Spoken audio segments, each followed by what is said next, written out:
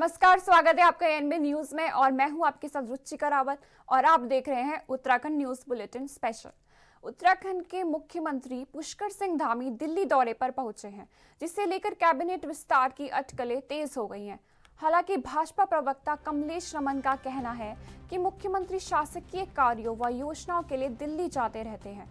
केंद्रीय मंत्रियों से मुलाकातें भी इसी का हिस्सा हैं। कैबिनेट विस्तार पर उन्होंने साफ कहा कि यह पूरी तरह मुख्यमंत्री का विशेषाधिकार है।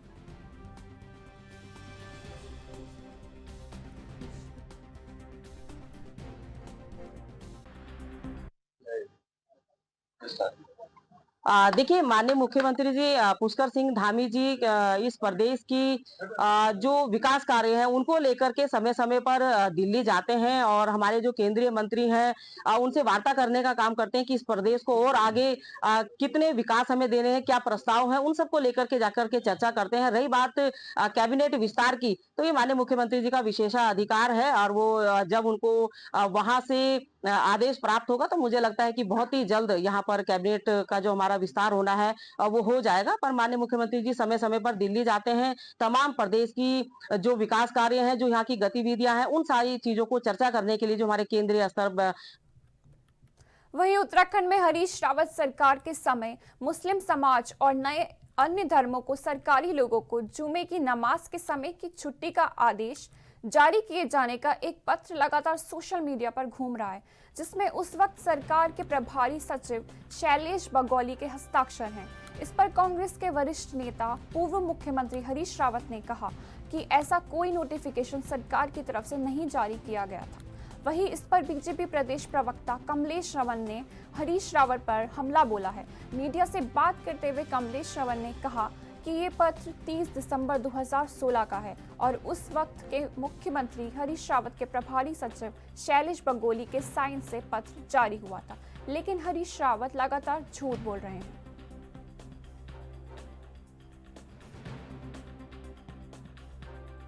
मैं गंगा सम्मान यात्रा पे क्या निकल पड़ा। मेरे कई पुराने कटकट्टू दोस्तों को भी काम मिल गया। कुछ लोग हमारे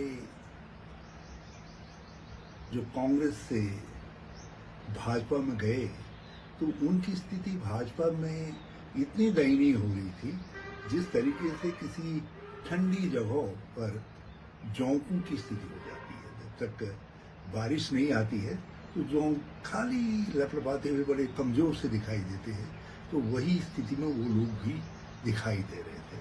अब इस समय उनको कुछ काम मिल गया और मुझे संतोष ये हो रहा है, चलो मेरे बहाने से ही उन दोस्तों का कुछ तो महत्व बढ़ा, कुछ तो उनकी प्रासंगिकता भाजपा में बनी मेरे खिलाफ बयान देने के लिए सही। और ये भी एक अच्छी बात है कि उन्होंने भाजपा का झूठ बोलने का गुण जल्दी अडॉप्ट कर लिया। हो सकता है अब अच्छे भाजपाई मान लिए जाएं। सरासर झूठ बोल रहे हैं, सरासर झूठ। मैं अब भी कह रहा हूं और खुली बात है कि गजट नोटिफिकेशन दिखाइए, कहाँ है गजट नोटिफिकेशन। और गजट नोटिफिकेशन नहीं मिल रहा है तो कोई हाई स्कूल, कोई जूनियर हाई स्कूल, कोई प्राइमरी, कोई और दूसरा सरकारी कार्यालय दिखाइए जिसमें शुक्रवार की छुट्टी का आदेश आया हो या शुक्रवार की छुट्टी हुई हो। 8-9 साल से तो ये खोज नहीं कर पाए, अचानक अब ये खोज दिखाई दे रही है, क्योंकि सरकार की विफलताएं सर चढ़ करके बोल रही हैं।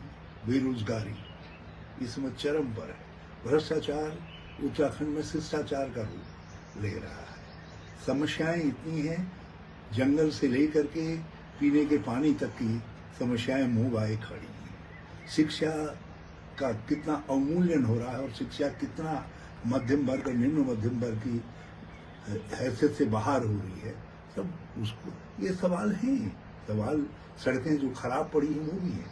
4 धाम यात्रा पिछले बार भी कुप्रबंधन का शिकार हुई और इस बार भी मुझे लग रहा है कोई सुधार, कोई मौलिक परिवर्तन सरकार के काम में नहीं दिखाई दे रहा है। देखिए, बहुत ही सीनियर हैं माननीय हरीश रावत जी और पूर्व मुख्यमंत्री रहे हैं। वो अगर बचकानी सी बात करें तो बड़ी हास्यास्पद लगती है। उन्होंने उनके कार्यकाल का 30 दिसंबर 2016 का पत्र वो शैलेश भगोली जो प्रभारी सचिव थे उनके द्वारा जारी हो रखा है। वो झूठ क्यों बोल रहे हैं ये तो बेहतर वही बता पाएंगे कि किस प्रकार से वो अपने पत्र को लेकर के झूठ बोल रहे हैं। बात सिर्फ इतनी सी है कि सवाल ये उठता है कि आप जिस समाज के साथ खड़े हैं उसके भी वफादार नहीं है, उसके साथ भी आप धोखा कर रहे हैं। अगर आपने कोई पत्र जारी करा है तो कहिए कि मैंने पत्र जारी करा है, अन्य समाज के लिए भी करा है, आपको कहने में क्या गुरेज है। लेकिन आपकी सरकार के कार्यकाल का वो पत्र जारी है, पर आज आप जिस प्रकार से यात्रा निकाल करके पर्दाफाश करने की जो बात कह रहे हैं, मुझे लगता है कि माननीय हरीश रावत जी को अपना प्रायश्चित उसमें करना चाहिए। प्रायश्चित यात्रा ये होनी चाहिए, ना कि पर्दाफाश। और किसका पर्दाफाश कर रहे हैं माननीय हरीश रावत जी? केवल अपने लोगों का या अपना? जनहित की कोई बात नहीं, विकास की कोई बात नहीं, उत्तराखंड की कोई बात नहीं करते। इस उत्तराखंड में कैसे आगे और बेहतर हम आयाम को आगे ला सकते हैं, काम आगे ला सकते हैं, विकास आगे ला सकते हैं, इस पे कोई जिक्र नहीं होगा माननीय हरीश रावत जी का। लेकिन वो खुद ही अपने आप ही बार बार याद दिला रहे हैं जुम्मे की छुट्टी, शुक्रवार की छुट्टी, नमाज की छुट्टी, यूनिवर्सिटी। तो आप खुद ही भूलना नहीं चाहते तो आप दूसरों के ऊपर आरोप लगा करके क्या करेंगे माननीय हरीश रावत जी? वहीं बीजेपी के मथुरा दत्त जोशी और दिनेश अग्रवाल ने कांग्रेस की नींद उड़ा दी है। दरअसल हाल ही में हुए निकाय चुनाव में कांग्रेस से बीजेपी में शामिल हुए मथुरा दत्त जोशी ने दावा किया था कि आगामी विधानसभा चुनाव से पहले कांग्रेस के कई विधायक बीजेपी की दामन थामेंगे। लेकिन कांग्रेस ने बीजेपी के इस दावे को खोखला बताया है और कांग्रेस प्रदेश उपाध्यक्ष सूर्यकांत धस्माना ने यह दावा किया है कि बीजेपी सरकार ने पूर्व सीएम से लेकर बीजेपी के कई विधायक और नेता कांग्रेस का दामन थाम सकते हैं। वहीं आपको बता दें कि कांग्रेस 2027 के चुनाव में भी प्रचंड जीत का दावा कर रही है।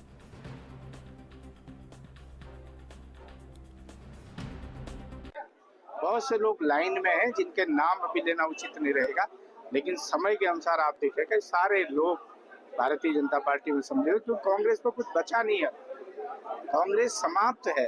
और विशेषकर प्रदेश में जो हालात हैं, आपसी झगड़े, अंतर्द्वंद, सिर्फ ट्रोवल, तो क्या है कांग्रेस में? ये आपके सामने है और सब भारतीय जनता पार्टी में सम्मिलित है। आप देखिएगा आने वाले समय में बहुत से विधायक भारतीय जनता पार्टी में सम्मिलित होंगे। 2027 के चुनाव में तो देखिएगा कम से कम 10 लोग, 10 विधायक उनके पार्टी छोड़ेंगे और भारतीय जनता पार्टी की सदस्यता ग्रहण करेंगे आदरणीय पुष्कर सिंह धामी जी के नेतृत्व में। गोत्र के हैं भारतीय जनता पार्टी में और 22 में से बहुत सारे विधायक इच्छा जता चुके हैं कि वापस आना चाहते हैं। भारतीय जनता पार्टी में बहुत बुरा हाल है। पहले ही वहाँ भारतीय जनता पार्टी में जो सरकार में मंत्री हैं सारे कांग्रेस के हैं।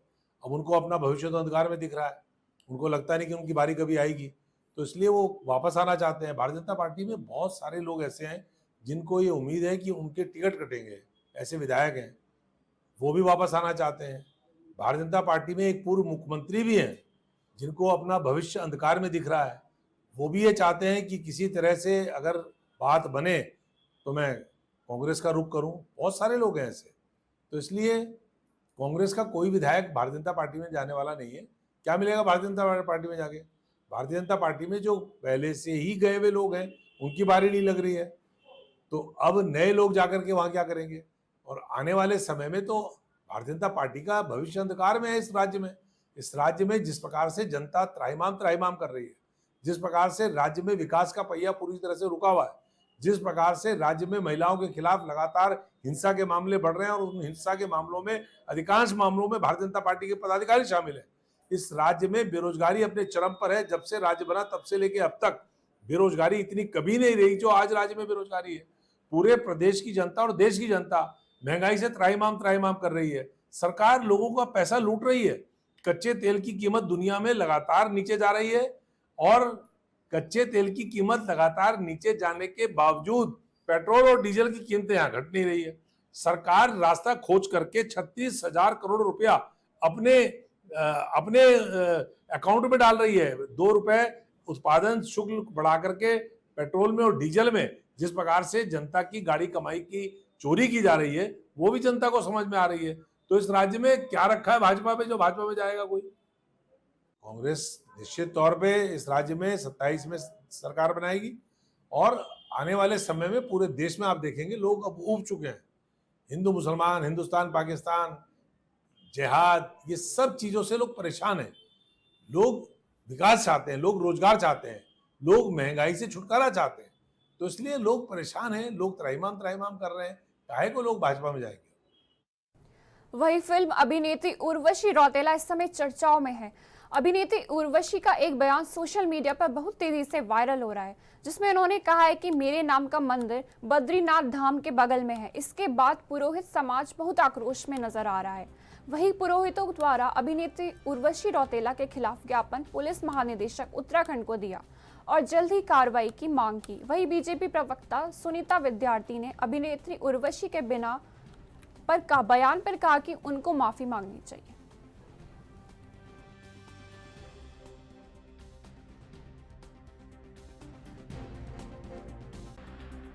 हूँ अध्यक्ष केंद्रीय अध्यक्ष हूँ ब्रह्मकपाल तीर्थ पुस्तक बद्रीनाथ धाम से। आज हम लोग डीजीपी महोदय से अपना ज्ञापन देने आए थे और चारधाम महापंचायत की तरफ से और बद्रीनाथ की तरफ से ब्रह्मकपाल की तरफ से हम लोग डीजीपी जी को आज अपना एक ज्ञापन दिया, जिसमें हमने कहा है विषय ये है कि जो उर्वशी रौतेला जो कि अपने एक एक्ट्रेस है और सेलिब्रिटी है, उसका एक बहुत ही घोर निंदनीय बयान कल उनकी तरफ से आया है। कोई पॉडकास्ट चल रहा था और उसमें उन्होंने अपना एक बयान दर्ज किया है कि उन्होंने कहा है कि बद्रीनाथ धाम में मेरे नाम का एक मंदिर है, जो कि हमारी सनातन परंपरा का, हमारी धामों का बहुत बड़ा अपमान है। इस अपमान के लिए आज हम आए हैं और हमने उनका डीजीपी महोदय को अपना ज्ञापन सौंपा। उसमें कहा है कि इनके खिलाफ कठोर से कठोर कार्रवाई होनी चाहिए।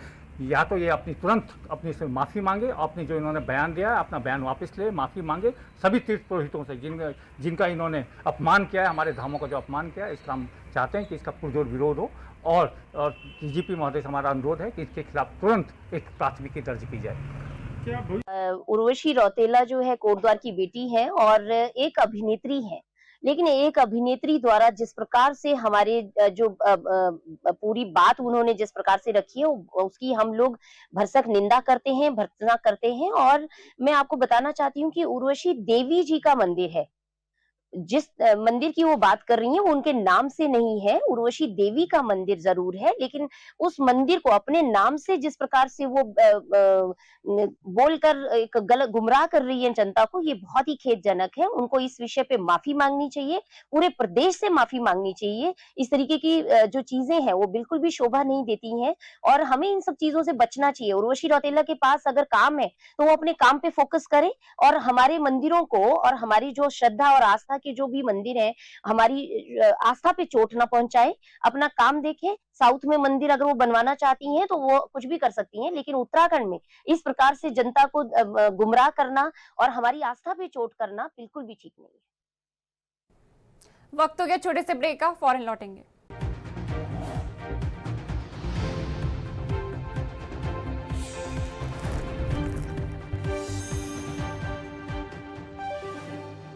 ब्रेक के बाद स्वागत है आपका। चलिए शुरू करते खबरों के सिलसिले को।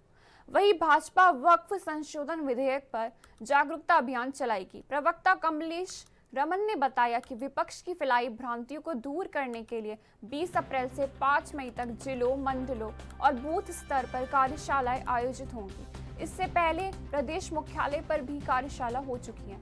पार्टी का उद्देश्य जनता को विधेयक की सही जानकारी देना है। भाजपा का जो अभियान है वो कितने दिन का है और कहां-कहां आप लोगों के जाने का प्लान है?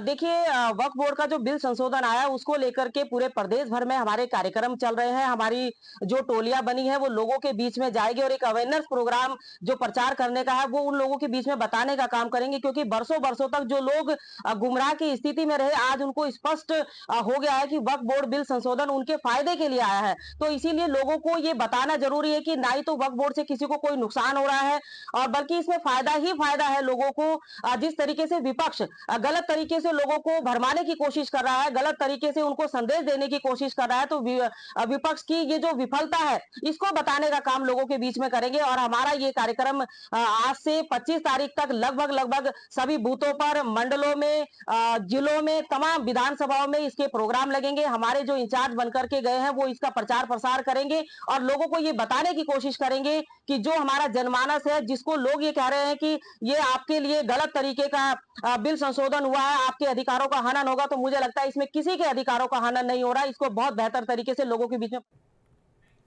वहीं हल्द्वानी के मुखानी थाना क्षेत्र में 10वीं की छात्रा से बैंक्वेट हॉल में सामूहिक दुष्कर्म के मामले में पुलिस ने मुख्य आरोपी को गिरफ्तार किया है। फिलहाल पुलिस के पकड़ से अभी भी 2 आरोपी फरार चल रहे हैं। पुलिस क्षेत्राधिकारी हल्द्वानी नितिन लोहनी ने बताया, पीड़िता के परिवार की तरफ से मिली तहरीर के आधार पर पुलिस 3 युवकों के खिलाफ पॉक्सो एक्ट सहित कई अन्य धाराओं में मुकदमा दर्ज कर मुख्य आरोपी को गिरफ्तार कर दिया है। आगे उन्होंने बताया कि मुकदमा दर्ज कर मुख्य आरोपी छात्र का दोस्त को गिरफ्तार किया गया है। बाकी आरोपियों की तलाश शुरू कर दी गई है। फरार आरोपियों के खिलाफ भी कार्रवाई की जाएगी।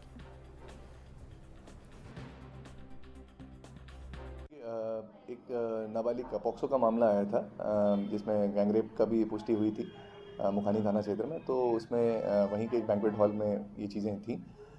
इसमें एक अभियुक्त की अरेस्टिंग हो चुकी है, 2 अभी हमारी रेंज में जल्दी आ जाएंगे, उनको भी अरेस्टिंग कर ली जाएगी। और इसके साथ साथ आगे की जो भी जांच है, जो विवेचना है, वो सारा विश्लेषण हो रहा है। जैसे तथ्य आएंगे उसके अनुसार कार्रवाई होगी। देखिए, मुझे लगता है बच्चों के साथ साथ अभिभावकों को भी अपने बच्चों के साथ कम्युनिकेशन गैप जो हो रहा है उसको थोड़ा सा कम करने की ज़रूरत है। इसके साथ साथ बच्चे जो हैं ज़रूरत से ज़्यादा टेक्नोलॉजी फ्रेंडली हो रहे हैं। तो एक महान हमारे साइंटिस्ट थे एल्बर्ट आइंस्टाइन, उन्होंने कहा था, fear the day when mankind technology would take over the mankind and that day would start creating a generation of idiots. तो कहीं ना कहीं हम लोग बहुत ज़्यादा अपने रिश्तों में भी रिश्ते ढूंढते हैं हम सोशल मीडिया पे। रियल लाइफ में हम रिश्ते ढूंढना छोड़ चुके हैं। तो कहीं ना कहीं हमें अपने अंदर इंट्रोस्पेक्ट करने की ज़रूरत है कि हम असली रिश्तों की तरफ जा रहे हैं या नहीं। और इस तरीके के जो भी थोड़े बहुत इन्फैचुएशन है, बॉन्ड्स होते हैं, उस एनर्जी को सही जगह पे लगाया जाए। उसमें बच्चों के साथ, क्योंकि बच्चा मासूम है, अभिभावकों की बहुत बड़ी जिम्मेदारी है, वो भी अपनी जिम्मेदारी को समझें, बच्चों के साथ संवाद को बढ़ाएं।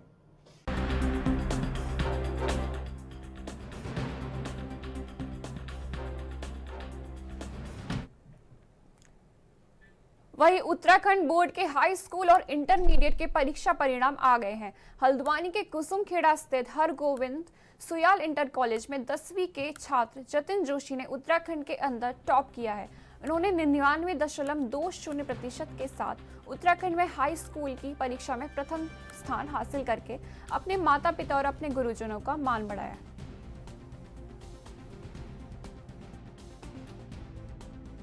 अपनी सफलता का पूरा श्रेय अपने पेरेंट्स को और अपने टीचर्स को देना चाहूँगा। मैं घर पे सेल्फ स्टडी किया करता था, मैं कहीं कोचिंग भी नहीं गया।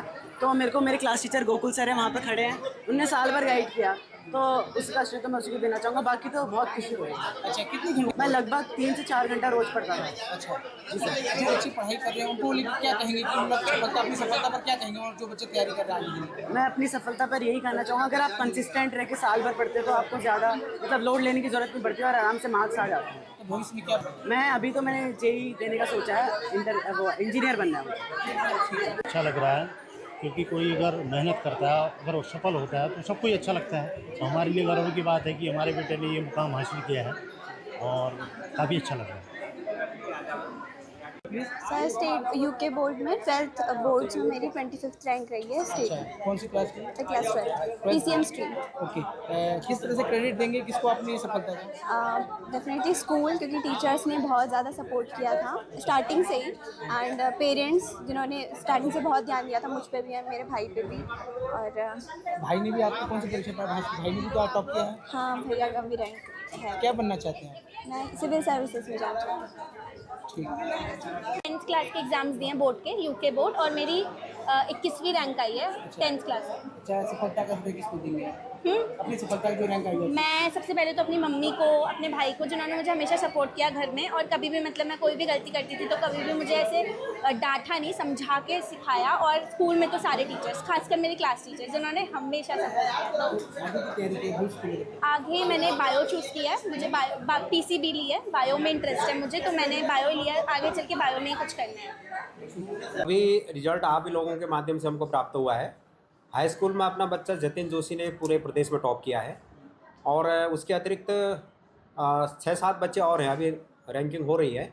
और इंटरमीडिएट में अपने 2 बच्चों ने 25th स्थान लेकर मेरिट। जतिन का 99.20। ये बड़ी उपलब्धि है बच्चों के लिए भी, हमारे लिए भी, क्योंकि जिस प्रकार से हमने पूरे वर्ष भर एक प्लानिंग के साथ, मेहनत के साथ ये मेरिट में बच्चे कैसे आएंगे करके प्रयास किया था, उसका परिणाम आज है। गत वर्ष हम इंटरमीडिएट में टॉपर थे, स्टेट टॉपर, और इस बार मैंने अपने स्टाफ को चैलेंज किया था कि हम हाई स्कूल में टॉप नहीं कर पाए कई वर्षों से, इस बार हाई स्कूल में टॉप करना, और इस चैलेंज को स्वीकार करके हमारे पूरे स्टाफ ने और बच्चों ने और पूरे प्रदेश में इस प्रकार से पहला स्थान प्राप्त किया है। अत्यधिक हर्ष हो रहा है, अत्यधिक खुशी हो रही है। मैं KS बिष्ट। वही हल्द्वानी के बनभूलपुरा क्षेत्र में जिला प्रशासन ने बड़ी कार्रवाई करते हुए 18 अवैध रूप से संचालित मदरसों को सील कर दिया है। इस कार्रवाई पर प्रतिक्रिया देते हुए उत्तराखंड मंडी परिषद के अध्यक्ष अनिल कपूर डब्बू ने कांग्रेस सरकार पर निशाना साधा। उन्होंने कहा कि कांग्रेस शासन काल में अवैध गतिविधियों को बढ़ावा मिला और इन्हीं दिनों इन मदरसों का संचालन हुआ। वर्तमान सरकार हमेशा वैध कार्य को बढ़ावा देती है और किसी को भी बेवजह परेशान करने की मंशा नहीं रखती।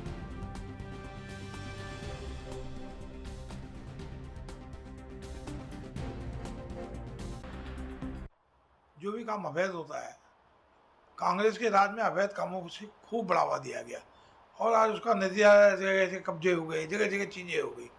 सरकार ने नियम बनाए हैं, उस वैध तरीके से काम करेंगे तो अच्छा रहेगा। अब अवैध तरीके से आप मदरसे चला रहे हैं और उनमें किस प्रकार की शिक्षा दे रहे हैं इसका कोई पता ही नहीं है। वैध होता है तो सरकार को पता रहता है कि यहाँ शिक्षा दी जा रही है, यहाँ क्या काम किया जा रहा है।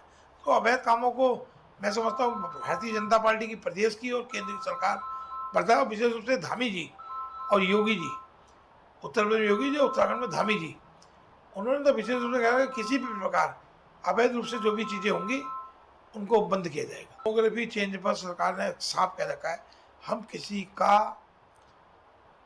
को परेशान करने की नीति नहीं है। समाज में सभी वर्ग रहते हैं, हिंदू हो, मुसलमान हो, सब हो, लेकिन अगर मंशा गलत होगी तो निश्चित रूप से कहीं ना कहीं सरकार कार्रवाई करेगी।